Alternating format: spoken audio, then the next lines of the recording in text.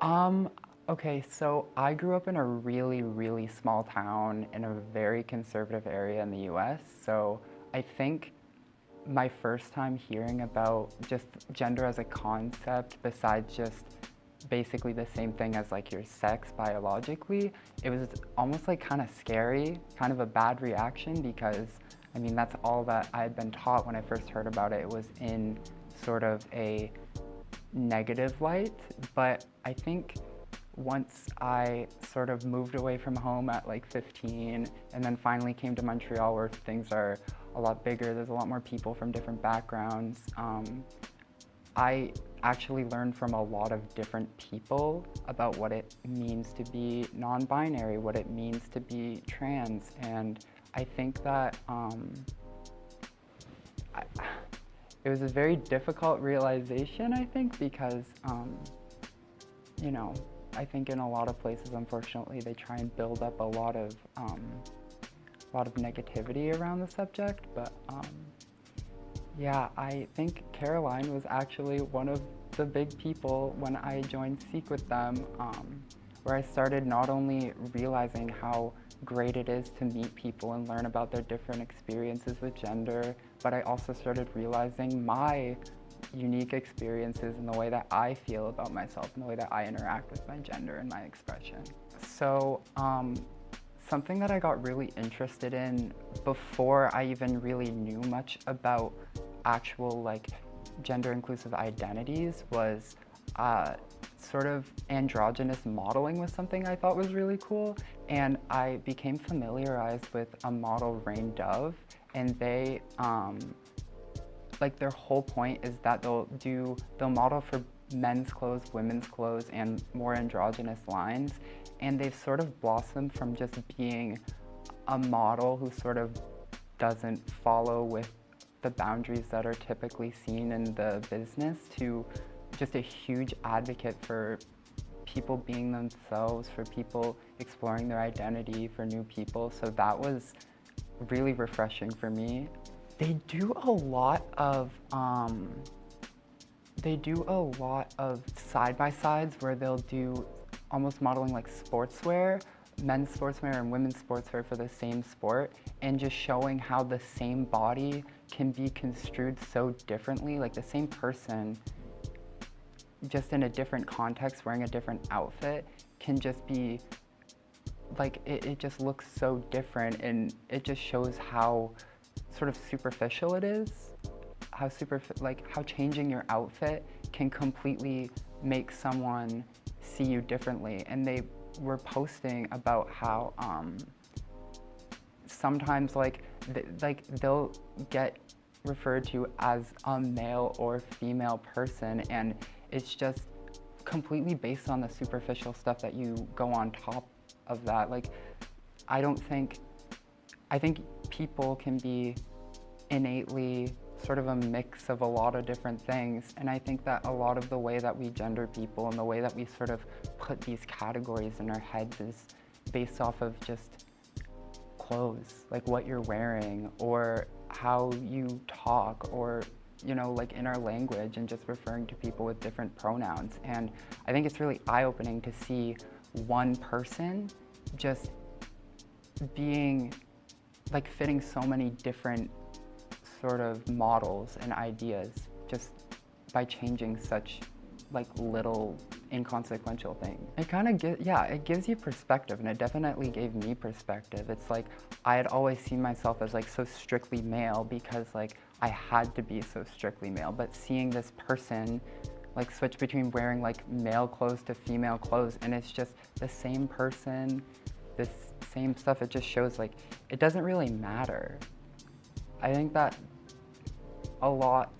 growing up, and I think still, there's so much pressure put on having to maintain this certain idea, this certain model of what you're supposed to look like. And for what? Like, because you were born a certain way? I just don't think it really matters. And I think that seeing their work and also, you know, meeting new people here sort of opened my mind up to that. I think that really young me, before a lot of sort of biases were sort of implanted in me from the environment I was in. I think a really young me would think that I'm super cool because I feel like I do what I want. I can embrace a lot of different parts of me and not see it as conflicting. I can have a lot of different identities, a lot of different aspects to my expression. And I think that young me, I just wanted to be artistic. I wanted to experiment with my clothes. I wanted to, I just wanted to sort of build myself up the way I wanted without having anyone else sort of looking in on it and judging.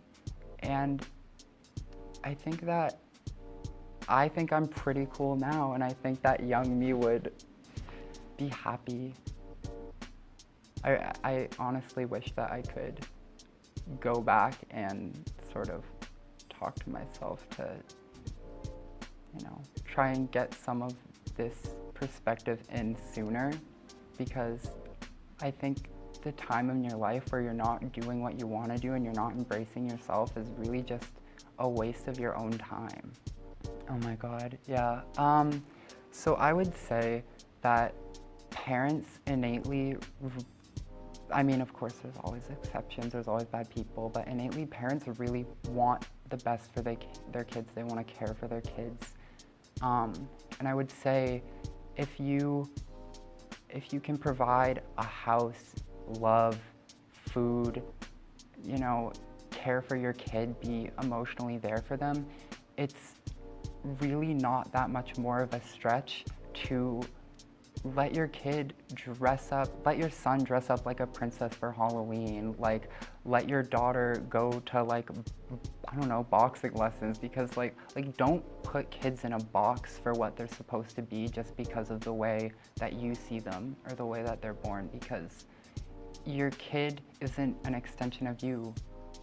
Your child is a whole new person with new interests, new ideas, new way of seeing themselves. So I would say really having your kid and having a really unique person in your life is such a gift. So don't try and squash that. Don't keep them in a box. Let your kid really embrace who they are, and just be there for them, learn a lot, read a lot, and just try and be open and understanding as possible. So all of my family is very Catholic. My dad's side is Acadian and my mom's side is Lebanese, and so there was definitely a huge religious aspect that played a role in how I saw gender growing up. And I think, the Bible was written in a time when people didn't really understand gender identity as a thing that was separate from just your body and the sex you were born as. And so it definitely instilled in my head that there's a binary there, that you're male or you're female, and you don't stray away from that. And then growing up in a fairly conservative area where I think gender norms were definitely strict and very present, I think, it's kind of restricting, because, having a lot of friends who were girls growing up, it's people saw it as a bad thing, which I don't really understand how having friends who support you no matter what they look like, as long as they're good people and you're a good person and you're supporting each other. I guess I didn't understand that at the time, and I still don't understand it now. So definitely a lot of you're one or the other was instilled in me growing up. I think that a lot of aspects of gender and culture and learning to accept them more just in today's society really goes hand in hand, because I grew up and there's still a lot of anti-Middle Eastern sentiments in my Middle Eastern family, because you go, especially to the US, where things are very much seen as a melting pot, where you go there and your culture, your identity, your expression, it has to come secondary to just fitting in as an American. And I'd just say that now I think that culture is something to embrace, to be proud of. What makes you different isn't what you should stray away from. You should embrace the things that are important to you and maybe not important to other people. And if other people don't understand those things, it can be very empowering to be able to share it with people. So I now definitely like embrace my culture, my heritage, my expression, and I would say like no two of your identities, no two parts of you should have to be conflicting. Like you can be like your culture, your race, your religion, your gender identity, your sexual identity, like none of that has to be mutually exclusive. You don't have to be one or the other. You can be a lot of things and embrace a lot of things, because no two people are the same, and you shouldn't try to be the same. Sorry? No, they're definitely right. My parents would describe my gender as male, as their son, and something that I've definitely had to wrestle with a bit in learning about my expression, learning that I don't think ever in my life I don't think I would have ever in my life described myself as a man. Like, I don't think I would have ever said that I feel strictly male. I don't think that I have only that one type of energy, that one type of expression in me. I think that I can embrace a lot of different parts of my identity, but it's kind of difficult because there are people in my life who I love and people who really love me, but unfortunately, I don't think they're ever going to see me the way that I see myself. And I know that all I can do is be authentic, and I guess, I don't know, whether or not someone else wants to be let in as a part of my world is not really up to me. I think they all have a really, really big part in how I see myself. I would say maybe I'll lean a bit towards my generational identity, because I think that one of the coolest things about just like your generations and the way that our society progresses is that I think that a lot, and I think my parents would agree with this, is that every generation we get a little bit more open, a little bit more accepting, because we start to see more different people. We start to get more exposed to the world, especially now that everything is digital. There's so much technology. You can talk with almost anyone in the world. I think that we're getting more and more open to seeing these other people and not being afraid of it. Because, you know, a lot of bad things in our world, like homophobia, transphobia, racism, a lot of that comes from a place of not understanding, and that doesn't make it okay, that doesn't excuse it. But I think that one of the biggest ways that you can fight that is just by learning about other people growing up at a young age, where you're still impressionable, where you still want to learn new things. And I think that's one of the big things that I embrace about myself, is I was born into a generation where that's good and that's normal. Like, I want to meet new people, I want to learn about different people, and not have any judgment about that. Like I said, all I can do with someone else to try and show them my identity, my culture, is be authentic. Tell them how I feel, tell them how I identify, the things that are important to me, tell them the person who I am, because no one knows that better than I do. No one can tell me what I am, so all I can do is be authentic, and hopefully, and usually it turns out pretty good, people want to listen, they want to learn about who I am, and if not, then there's nothing more I can do. And then for other people, like I said, I want to learn about other people, so in that case, all I can do is listen, be attentive, and really try to learn. And sometimes you end up learning a bit about yourself too, like me with my gender.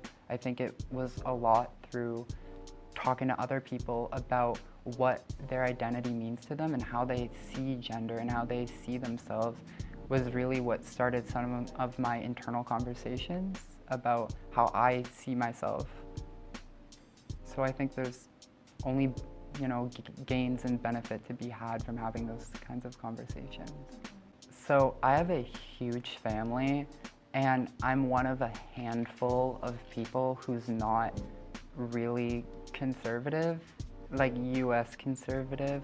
So there's definitely so much pressure being someone who just doesn't conform to what our parents expected of us. And it's really, really hard because a lot of the time people don't want to have those conversations, and it's frustrating because sometimes I just want to, shake them and like tell them to wake up and listen to me because, I have so much to share, and I think that what I have to say is really valuable, but sometimes I just have to pull myself back and remind myself that I can't change other people, just like other people can't change me.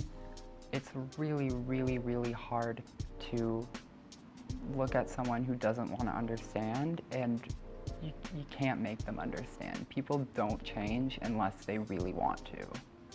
So it's definitely frustrating being, of such a different and unheard of identity in my family, but all I can do is be open to educate and have those conversations when people are ready. I think that my Let's start over. Yeah. Wow, okay. I think that my idea of gender has changed because it really kind of had to. I think that, of course, growing up, it was a very you're one or the other binary sort of way of looking at it. And I think that I was kind of forced to learn other perspectives and learn how I really feel about it rather than what I was told to feel about it, because if I just lived my life with someone else's ideas, never really finding my own, I would have never been happy. I think it's really hard to grow as a person when you're only working off of what you were told as a kid. Even if your parents are accepting, there's always more to learn. So I think it's important to have that internal dialogue with yourself to really figure out how you see things, and especially with gender, because we're getting into a world where we're not looking at things the way that we used to, and there was a pretty clean break in our generation where it went from being, you're male or you're female, and there's a lot of roles that go along with that, where not only are we breaking down the roles for someone who is male or someone who is female, not only are we breaking down the roles for someone who's male or someone who's female, but we're also learning that you don't need to have one or the other identity to, to be happy, to express yourself, to be a valid person. This might sound really simple, but I think something that really opened up my understanding of gender, not only with other people, but starting to realize it in myself and how I feel about gender, is it's a lot of fun. It's really fun to be able to wear something or do something or try out a hobby that, you 100 years ago, you wouldn't have been able to do. It's really fun to be able to experiment with things that you've never considered before. And I think once you sort of get into it, maybe like, I don't know, once I got into art, once I got into like thinking about fashion and stuff, once I learned about makeup and different artistic things that I wasn't supposed to be interested in, it kind of just snowballed into me, making a lot of realizations about what I like, what I don't like, because you can't really learn about who you are unless you sort of try everything. And I think that's what a lot of people our age are trying to do while we're still young, but starting to have an understanding of what the world is like. We're just trying everything. And, you can try out a lot of different identities. You can change your pronouns. You can identify one way one day and then change it up the next day. And there's nothing wrong with that. A lot of people will hear like, from, you know, a lot of criticizers, I guess, that you might be just having a stage. But I guess something that they don't consider is that, like, even if it is a stage, that doesn't make it not important, because you can have a job and then quit your job and do another one. It doesn't mean you never had that job. It just was a different stage of your life. So if I identify one way, even if it's not going to be forever, it doesn't mean I'm not identifying that way. It doesn't mean it's not who I am, because who I am is who I feel like I am. And there's nothing more to it. I think that a lot of changing minds and helping people open up comes with just telling your story, educating people on how you feel, and also amplifying voices of others, because there's a lot of identities and expressions that I'm not the person to talk about. And I can relay some information, I can say what I know, but I think the best thing you can do to really have the next generation and more people sort of embrace their identities and learn about other people is make sure that they have access to, like, as much of a diverse group of people as possible. And I think part of that is joining groups like Rise, and just social media is a great way to reach out to people. And I think through sharing my story, sharing other people's stories, and having conversations with people, you sort of slowly start to help people realize, you know, that things aren't the way that they were several years ago, and it's for the better. A lot of people are more happy now, and there's still a long way to go. There's still a lot of people who aren't accepting of other people for kind of no reason, but it's a slow change, and it's one that no person, no matter how, I don't know, civic-minded you are, no matter how much you want to change the world, no one person is going to be able to do that. It's just little conversations, it's helping people understand, it's being really patient, like we said, and I guess that's all we can do for now. Okay, first, can we just give the land back to Indigenous people, because it's been too long. So that's a big one. I think that, like I said, a big thing is education. So making sure that young people have a full, comprehensive education of what gender really is, what sexuality really is, different cultures, different identities. I think another one would probably be making it easier and more opening for immigrants to come in. I mean, I'm not really an immigrant, I guess. I did move to Quebec from somewhere else, so I don't have the fullest understanding, but it is really hard to move here. It sometimes feels like a really sort of a hard place to situate yourself, and a hard place to feel accepted and to feel like you belong. So definitely openly embracing a lot of different people from a lot of different cultures is a step in the right direction. I'm trying to think. This one's really, really random, but I really want to change the street name for Christophe Colomb. I know that's really random, but it really annoys me. I think we need a lot of uprooting of colonialism and Canada's history with that.